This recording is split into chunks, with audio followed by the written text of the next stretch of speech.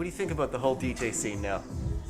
I think it's alive and well, and there's more DJs now than ever. In 2017, 3 of British Columbia's well-known festivals, Bass Coast, Shambhala, and Motion Notion, had a combined 360 artists. 27% of those artists reside in British Columbia. We'd have mixtapes, and 90% of the mixtapes came from Vancouver DJs. So it was I was exposed before coming out here to a lot of Vancouver guys. Scott Arkwell, Vinyl Richie, yeah, he's always been a huge influence. And I was lucky enough to put out a few of his songs on my second release on my label. I mean, Matt the Alien, Matt's a good friend and a great DJ, and it's always inspiring to see that guy. He's a madman.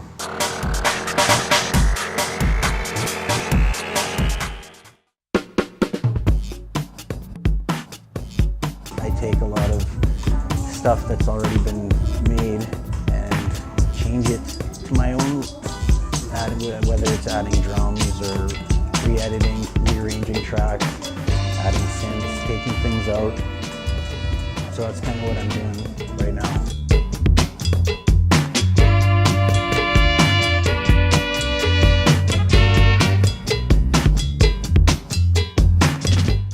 Friends were getting into raves, so there was a small rave culture in Saskatchewan that was budding, and I dove super deep into that scene, and I was all about it. And as soon as I experienced DJs and hearing that music, I kind of knew that that's what I wanted to do.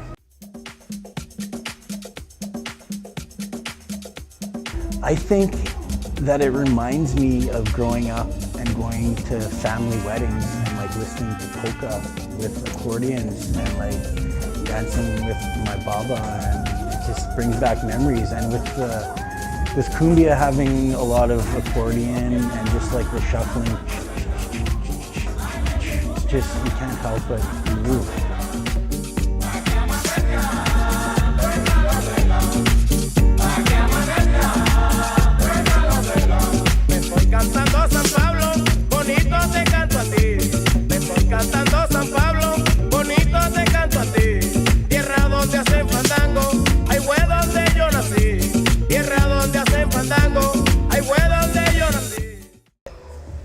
They have these Red Bull 3-style competitions where a DJ is supposed to play 3 or more styles of music in 15 minutes. It was started by a friend of mine, Kenny McIntyre, in Vancouver here, works for Red Bull. And now Red Bull 3-style is huge, global, the biggest DJ competition in the world. And I was lucky enough to compete in 3 of them in Vancouver. Didn't place, but I was so stoked just to be there. And last time I was in it was, I believe, 2013. And I thought that I would use all 45s because no one's ever done it. And I thought I could do this and I could win this. I didn't win, I didn't place, but I was so stoked that I brought something to the table that's never been done and hasn't been done since. Here comes the analog versus digital. I knew it was coming. I love both, but the bottom line, you can't beat the sound of wax. You just can't. If you have a proper system, nothing sounds better. And you just get a physical thing that you can look at and flip around and check out the art and read lyrics, and it's the best. This is my day job, Beat Street Records, and I've been here for many years. And even though I'm not an owner, I still feel like it's a baby of mine, so to speak. And we provide music to not only DJs, but just the home listener. And a long time ago, we were kind of a DJ, more oriented DJ store, selling a lot of singles, but you have to change with the times, and we have all kinds of music in here and all kinds of formats. And it's kind of renowned. A lot of people come here from out of town, and they know about us. And when big hip-hop producers are in town, this is where they want to come. I was always about vinyl, just 12-inch singles mostly, like starting out, that was the thing. Yeah. A lot of electronic stuff. You need to go to the record stores and sometimes battle people for that special 12.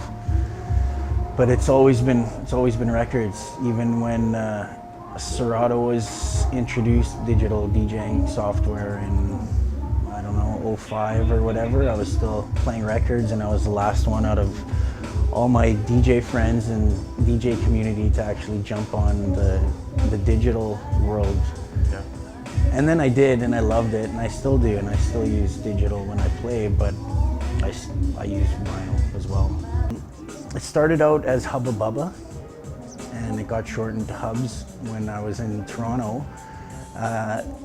At the time, I don't know why I gave myself this name, but there's a lot of reasons, I guess. But shortened it to HUBBZ. I wasn't really feeling HUBBZ. It was more like my rave past that I was growing out of. Chewing gum and... Yeah. So I just shortened it up, and everyone called me HUBBZ anyway, even when I was HUBBZ. So I was like, yeah. I fucking love it, man. Tell us about the This is probably one of my most listened to albums, Donald Byrd. Yeah. Places and Spaces. My buddy Adam Evo got me onto this record, and ever since I got it, I can't stop listening to it. 1975 funk, kind of jazz fusion. So good. My Zell Brothers production. Can't get enough of it. Yeah. Another big record for me, Kruder and Dorfmeister, K&D Sessions. I believe this came out in, I want to say like 2000, but I can't find. Yeah, like 2000-ish, 2001.